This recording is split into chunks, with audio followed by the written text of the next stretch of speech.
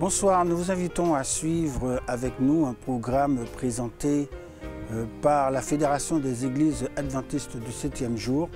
Le message de ce soir, nous espérons, vous sera d'une grande bénédiction et édification. Bonsoir chez vous, comment allez-vous ce soir? Chers enfants, chers jeunes, c'est le moment de l'histoire. Nous allons partir à la rencontre de deux jeunes. Il s'agit de Pierre et de Jim.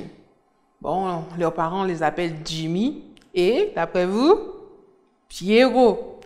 Ils étaient les meilleurs amis du monde. En fait, ils ne disaient pas frères, mais c'était pareil. Leur maman était les meilleurs amis. Donc, du coup, du moment qu'ils sont nés, ils sont devenus les meilleurs amis du monde. Ils passaient le plus clair de leur temps ensemble. Ils allaient dans la même école. Et pendant les vacances, ils allaient au camp ensemble. Ils passaient du temps comme de loisirs à faire quoi d'après vous? Des petits garçons. Ils font quoi? Ils ont entre 8 et 10 ans. Ils courent derrière un ballon de football ensemble. Mais là, Jimmy commençait à observer Pierre. Il observait, il observait, il observait, il observait. Quelque chose n'allait pas. Pierre, t'es sûr que tout va bien? Et Pierre regardait Jimmy. Et Jimmy regardait Pierre. Puis finalement, la réponse de Pierre était toujours la même. Non, t'inquiète, tout va bien. Les jours passaient. Les jours passent. Mais Jimmy connaît Pierre par cœur. Et il se dit, ça fait déjà plusieurs semaines. Pierre a un problème. Pierre, qu'est-ce que tu as? Je vais dire ça à ta maman. Non, tu dis rien à maman. De toutes les façons, je t'ai dit que tout va bien. D'accord. Et les voilà, tous les deux, dans la classe de CM2, avec la maîtresse. Ce jour-là, la maîtresse leur dit, avant de commencer le cours, je vais vous raconter une histoire que Jésus nous a racontée. Elle se trouve dans Galates, chapitre 6, verset 2. Vous allez lire à la maison. Je sais que ce sera affiché sur l'écran, mais prenez vos Bibles. Galates, chapitre 6, verset 2. La Bible dit, 1, 2, 3, vous l'avez? Portez les fardeaux les uns des autres et vous accomplirez ainsi la loi du Christ. Portez les fardeaux les uns des autres. Et alors que la maîtresse continue à expliquer, elle leur dit, pour que vous compreniez bien ce que ça veut dire, on va faire une expérience scientifique. Et vous pourrez la faire à la maison. Vous allez devoir prendre 2 pots d'eau. D'accord? Vous mettez de l'eau dans 2 pots transparents pour bien observer. Ensuite, vous prenez une petite coupelle, une cuillère, vous mettez sur le côté, des œufs. Les œufs frais de la poule. Et gentiment, avec une cuillère, vous allez déposer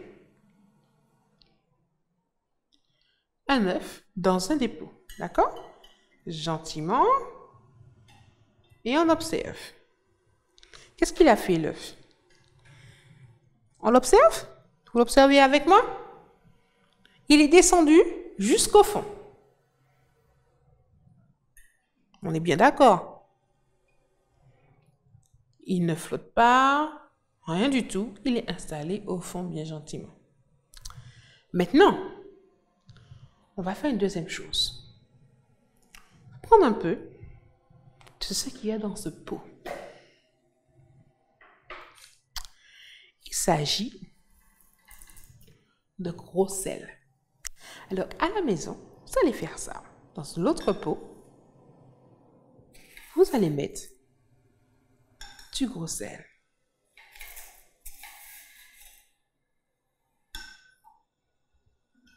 Et on mélange. On ne salit pas partout. On prend le temps. Il faut que le sel fonde. Alors, si vous habitez près de la mer, vous pouvez prendre de l'eau de mer.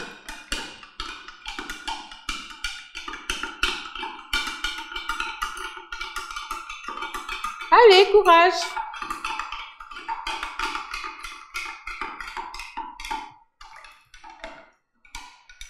Voilà. Ça a bien fondu.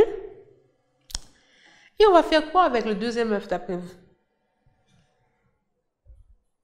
Ah ben, la même chose. Et on va le placer gentiment. Observez ce qui se passe.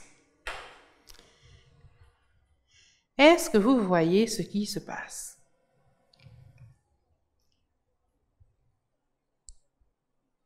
Est-ce qu'il descend notre œuf? Non. Il flotte. Il reste en surface. Observez bien.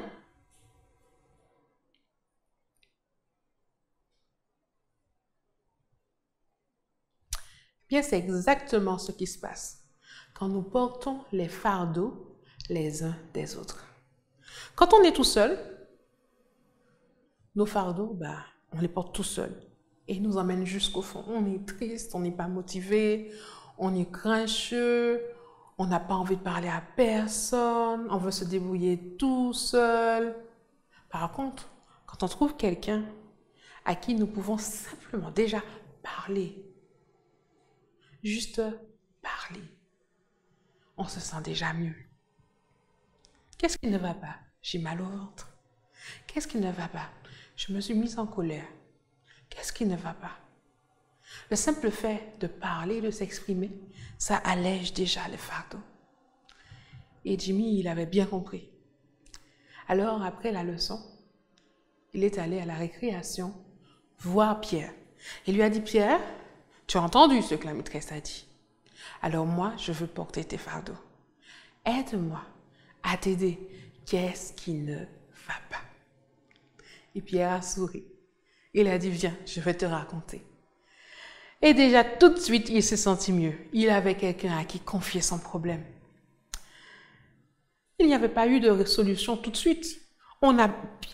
Jimmy n'a pas trouvé une résolution tout de suite au problème de Pierre. Mais le simple fait de pouvoir écouter, Pierre se sentait déjà mieux et ça se voyait sur son visage. Tu veux bien prier avec moi maintenant? On fait silence à la maison? Tu recommenceras l'expérience tout à l'heure. Promis. Seigneur Jésus, merci pour cette image que tu nous donnes, de comprendre que nous ne sommes pas seuls, que tu nous invites à être le sel de la terre, à donner du goût, à aider les gens autour de nous. Aide-nous à pouvoir compter les uns sur les autres et à se faire confiance. Au nom de Jésus. Amen. À très bientôt pour un autre message en 5 minutes. Petit message. Pour la prochaine fois, viens à l'heure de l'histoire avec une feuille, des ciseaux, un stylo. D'accord? À bientôt! Je chanterai, Seigneur, tes œuvres magnifiques, ton auguste pouvoir, ta suprême grandeur. Numéro 3.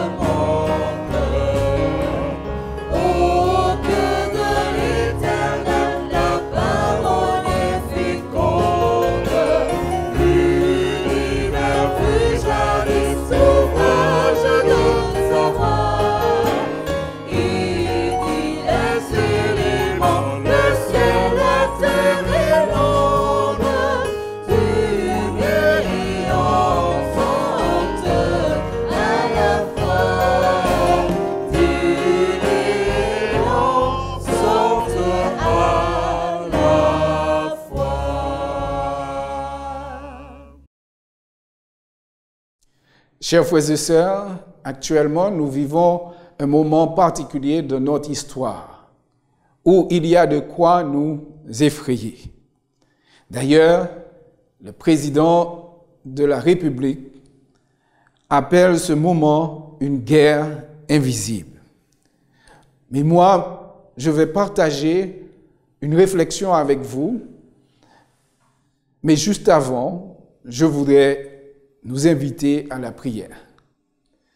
Notre Dieu, notre Père, alors que nous allons réfléchir sur ta parole, nous te demandons de nous remplir de ton Saint-Esprit et de nous guider, nous conduire, afin que nous puissions mieux te connaître, pour mieux te servir. Au nom de Jésus et pour ta gloire. Amen.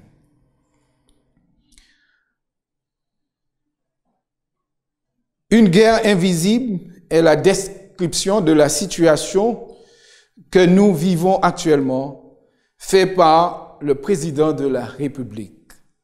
Oui, le COVID-19 est un ennemi invisible, presque indétectable et même fatal si les soins ne sont pas portés à temps. C'est pourquoi, avant de continuer, je veux prendre le temps de dire un grand merci, un grand bravo et un big up pour tous ceux et celles qui sont engagés dans le domaine sanitaire. Je nous invite à penser à eux dans nos prières. Je nous invite aussi à mettre en pratique les mesures barrières, à savoir se laver les mains, souvent avec du savon ou un sanitiseur, à tousser dans le coude, à vous saluer sans vous donner la main et vous embrasser, et à respecter la distanciation sociale. En effet, cette guerre invisible suscite la peur et l'angoisse chez beaucoup, y compris chez les chrétiens. Cela peut se comprendre parce que nous sommes humains. Et en plus, il n'y a pas encore de remède miracle. Comment ne pas être inquiet lorsque nous entendons que le nombre de morts a déjà dépassé 12 000? Les hôpitaux sont engorgés. La semaine dernière, le mercredi, on nous a annoncé en Italie, il y avait 476 morts. Le vendredi, dans ce même pays, on nous dit qu'il y a 627 morts dans moins de 24 heures. Le samedi, on nous dit qu'il y a 793 morts.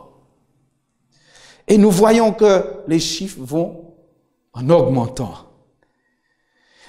Il n'y a même plus de place au cimetière. L'armée doit récupérer les corps pour les brûler. Dans un pays, nous voyons que le nombre de morts a déjà passé 1300. Dans un autre, 3000. Et en Italie, plus de 5000. Oui, mes amis et mes frères et sœurs, il est difficile de ne pas s'inquiéter face à de telles nouvelles, et surtout lorsqu'on ne croit pas en Dieu et que les scientifiques n'ont pas encore la réponse ou le remède. Il est difficile de chanter « Zoukla, c'est seul médicament, moni ». Oh oui, Jésus, Dieu, tout à coup devient le médicament. Pourquoi attendre qu'on soit au seuil de la mort? Pourquoi attendre que la mort frappe? Dieu veut nous mettre à l'abri. C'est pourquoi il nous a donné sa parole, la Bible. Oui, mes amis, la Bible, la parole de Dieu, nous dit dans le livre d'Apocalypse chapitre 12, à partir du verset 7 jusqu'au verset 9, nous pouvons lire « Il y eut guerre dans le ciel. Michel et ses anges combattirent contre le dragon, et le dragon et ses anges combattirent. mais ils ne furent pas les plus forts, et leur place ne fut plus trouvée dans le ciel. Et il fut précipité, le grand dragon, le serpent ancien, appelé le diable et Satan, celui qui séduit toute la terre.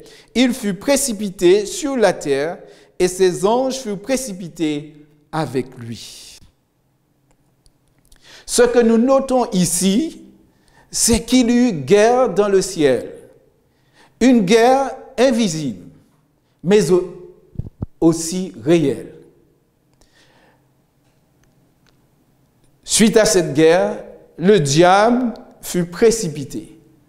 La Bible nous dit qu'il ne fut pas le plus fort. Amen. Nous pouvons déjà nous réjouir à cette bonne nouvelle que l'ennemi invisible n'est pas le plus fort parce que nous avons un chef invisible qui est plus fort que lui. Il fut précipité et on nous donne tous les noms qui l'identifient afin que nous ne soyons pas trompés. Le grand dragon, le serpent ancien, le diable et Satan. Nous notons ici qu'il séduit toute la terre. Comment fait-il cela? Le diable, mes amis, n'agit pas à visage découvert. Il séduit toute la terre par toute philosophie et institution qui rejette Dieu, nie son existence et qui voudrait prendre sa place. Alors que cette guerre invisible, mais aux conséquences réelles, continue, non plus dans le ciel, mais sur la terre. Nous lisons au verset 10 et 12 d'Apocalypse chapitre 12, « Et j'ai entendu dans le ciel une voix forte qui disait, « Maintenant le salut est arrivé, et la puissance et le règne de notre Dieu, et l'autorité de son Christ, car il a été précipité. L'accusateur de nos frères, celui qui les accuse devant notre Dieu jour et nuit. » Oh oui, chers amis, chers frères et sœurs, quelle bonne nouvelle de savoir que le diable ne fut pas le plus fort dans le ciel. Il a été précipité. C'est une bonne nouvelle au ciel parce que le diable ne pourra plus continuer son œuvre dans le ciel. Il est chassé du ciel. Mais pour la terre, la Bible nous dit au verset 12, « C'est pourquoi réjouissez-vous, cieux, et vous qui habitez dans les cieux, malheur à la terre et à la mer, car le diable est descendu vers vous, animé d'une grande colère, sachant qu'il a peu de temps. » Oui, nous remarquons ici que la chute du diable, sa précipitation, est une bonne nouvelle dans les cieux, mais aussi pour la terre, parce qu'on a annoncé l'autorité du Christ, le Messie, qui est venu pour détruire les œuvres du diable. La venue du Christ, mes amis, est un acte libérateur. C'est la bonne nouvelle pour l'humanité. C'est la victoire sur le péché. C'est la victoire sur l'ennemi. C'est la victoire sur la mort. C'est la victoire aussi sur la maladie. Jésus, le Messie qu'attendait Israël, il est venu, bien qu'Israël ne l'a pas reconnu comme Messie. Mais la Bible nous fait savoir qu'il est le Christ, en grec, Christos, qui signifie loin. En hébreu, Mashiach, qui signifie Messie. Jésus est bel et bien le Messie, celui prévu par Dieu, qui doit apporter la paix, la joie dans le cœur de l'humanité. Lorsqu'il est dit « malheur à la terre », ce n'est pas que Dieu a maudit la terre, mais parce que le diable, dans toute sa colère, va mettre à mal la terre, la mer, les sources d'eau et aussi l'air. Et qu'il va aussi éprouver l'humanité. Et nous sommes dedans actuellement. Nous sommes éprouvés. Dans plusieurs pays, on a peur. Dans plusieurs pays, tout est fermé. Nous sommes confinés. Et beaucoup ont peur. Heureusement qu'il y a la parole de Dieu pour nous rassurer, pour nous donner du réconfort. Nous pouvons lire dans Luc chapitre 21, verset 25 jusqu'au verset 28, nous voyons que Dieu est un Dieu d'amour. Il nous avait dit les choses à l'avance parce qu'il ne souhaite pas que nous soyons surpris, mais que nous soyons avertis. Et que quand ces choses arrivent, que ce soit le moment pour nous de lever les yeux en haut, vers le ciel, vers celui qui nous a créés, celui qui nous a rachetés et celui qui revient bientôt.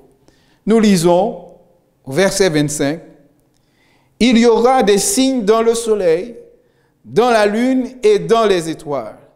Et sur la terre, il y aura de l'angoisse chez les nations qui ne sauront que faire au bruit de la mer et des flots. Les hommes rendent l'âme de terreur dans l'attente de ce qui surviendra pour la terre, car les puissances des cieux seront ébranlées. » Oui, Jésus nous avait déjà averti qu'il y aurait eu des signes, mes amis, des choses qui allaient se produire sur cette terre. Nous ne pouvons pas tout comprendre, mais il nous a averti que les nations ne sauront que faire. Et nous vivons cela actuellement. Nous sommes en plein dedans. Donc nous ne pouvons pas dire que nous n'avons pas été avertis. La Bible contient ces avertissements qui nous dit que ces choses vont arriver et qu'il y aura de l'angoisse. Mais en même temps, la Bible ne veut pas que nous puissions rester dans cette situation. Au verset 27, nous avons encore une autre bonne nouvelle. Il nous est dit, « Alors, on verra le Fils de l'homme venant sur une nuée avec puissance et une grande gloire. » Lorsque tous ces malheurs vont frapper la terre, malgré cela, il y a de l'espoir parce que Jésus revient. Si Jésus ne revenait pas, eh bien, il y avait de quoi s'affoler, avoir peur de tout.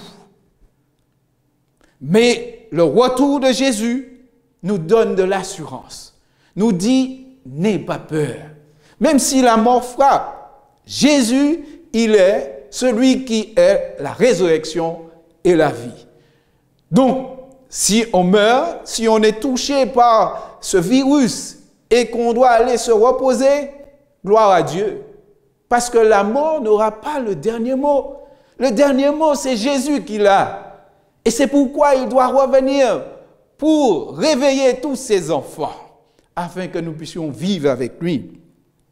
Mais en attendant ce retour, il nous est dit, au verset 28, « Quand ces choses commenceront à arriver, redressez-vous et levez vos têtes, parce que votre délivrance est proche. » Amen.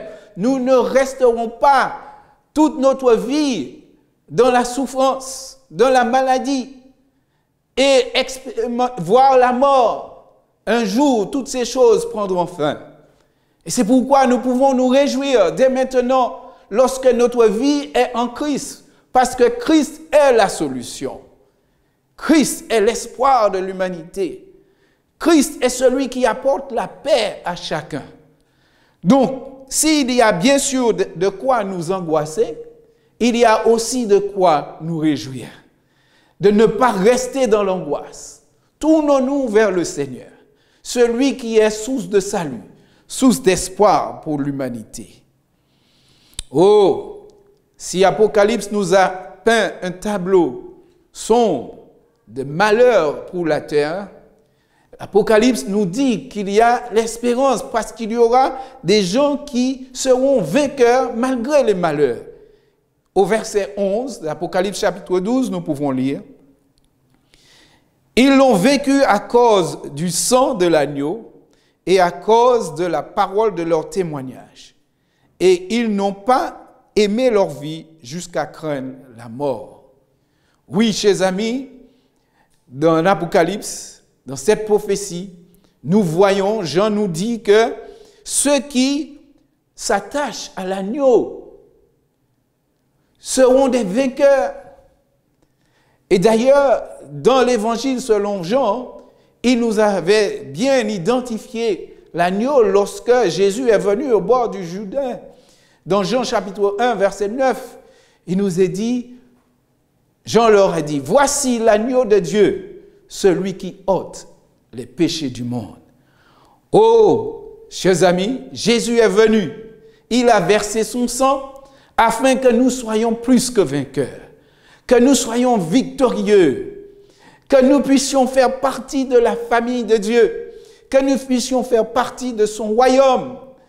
Et c'est pourquoi, même si la mort nous touche, mais cela ne doit pas nous séparer de l'amour de Dieu pour nous. Parce que Jésus, il a la clé de la mort et du séjour de la mort. La mort n'est pas une impossibilité pour Dieu. Dieu a la clé. Et celui qui a la clé a le pouvoir. Il a le pouvoir de ramener ceux qui sont morts à la vie. Faisons confiance à notre Dieu. Avançons par la foi et avec courage. Même si l'un d'entre nous doit être touché par ce virus, c'est Dieu qui est au contrôle. Nous n'avons rien à craindre. Sinon d'oublier comment Dieu a conduit son peuple par le passé et d'oublier les Écritures. Mais si nous croyons que Jésus, il est ressuscité, il est monté au ciel, eh bien croyons dans sa promesse du retour. Il nous dit dans Jean 14, versets 1 à 3, que votre cœur ne se trouble point. Croyez en Dieu et croyez en moi. Il y a plusieurs demeures dans la maison de mon Père. Si cela n'était pas, je vous l'aurais dit. Je vais vous préparer une place. Et lorsque je m'en serai allé et que je vous aurai préparé une place, je reviendrai et je vous prendrai avec moi afin que là où je suis, vous y soyez aussi. Oh, chers amis, chers frères et sœurs, le plus grand désir de Dieu, c'est que nous soyons avec lui. Et c'est pourquoi il revient. Il n'a pas jamais eu l'idée de nous abandonner. Jésus est venu, il est mort, il est monté, mais il revient nous chercher afin de nous délivrer. Luc nous dit que la délivrance est proche. Lorsque nous voyons ces choses arriver, eh bien, nous devons nous redresser. Nous devons lever la tête et croire que notre délivrance est proche. Chers frères et sœurs, chers amis qui nous écoutent, eh bien, je voudrais vous dire de vous attacher à Christ. C'est vrai que nous sommes dans une guerre invisible. Les conséquences sont visibles parce que nous ne voyons pas les bactéries, mais les conséquences de ce virus, coronavirus, Covid-19, sont bien là. Il y a des morts chaque jour. Ça a un impact sur l'économie, sur la vie sociale. Donc, malgré ce virus est invisible, mais ses conséquences sont bien réelles. Eh bien, chers frères et sœurs, chers amis, si Satan, il provoque le malheur sur cette terre, Jésus nous a promis de venir nous délivrer. Croyons en sa parole. Croyons en ses promesses. Avançons par la foi. Levons nos yeux et regardons à Jésus parce qu'il revient bientôt. Amen. Nous allons terminer par la prière. Éternel notre Dieu, notre Père, nous voulons te remercier pour ton amour pour nous, te remercier pour ton Fils Jésus, qui a donné sa vie sur la croix du Calvaire, afin de nous pardonner nos péchés, nos fautes, et de nous donner la vie éternelle. Oui, en attendant ce moment de délivrance, nous devons traverser des moments difficiles. Remplis-nous de force, de courage. Remplis-nous de ta paix. Bannis en nous toute inquiétude, toute angoisse.